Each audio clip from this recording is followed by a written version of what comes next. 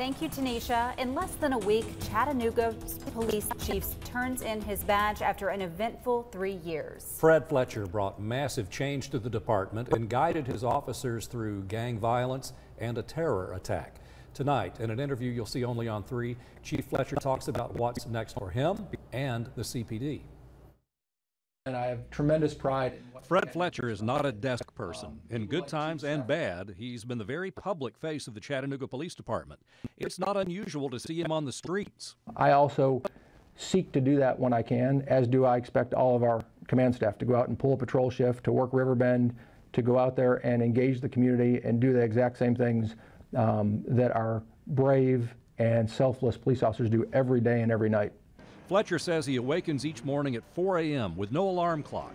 He finds out what happened overnight and then checks on the safety of his officers. His morning routine continues with strenuous exercise. One of my favorite things to do is to ride my bicycle up Raccoon Mountain and watch the sunrise over the reservoir in the morning.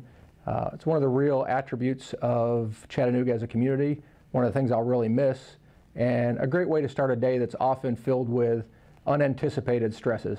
At 49, Fletcher surprised many inside and outside the department when he announced in April he was leaving.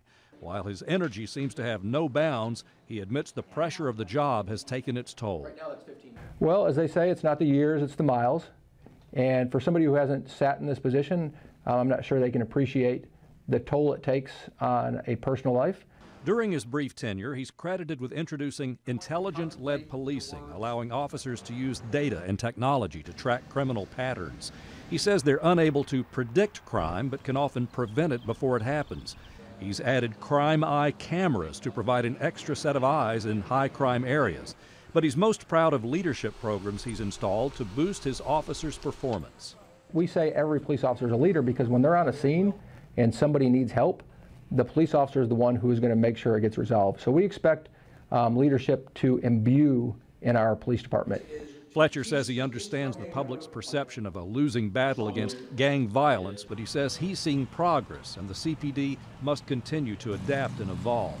So yes, I do think that those strategies are the right way to police in the 21st century, but everybody has new ideas. And whoever replaces me will do things differently and will do them better. Fletcher has nothing but praise for Chattanooga Mayor Andy Burke, who he says gave him total freedom. We have complete autonomy. If it's not illegal, immoral, or fattening, we are left alone to run our police department.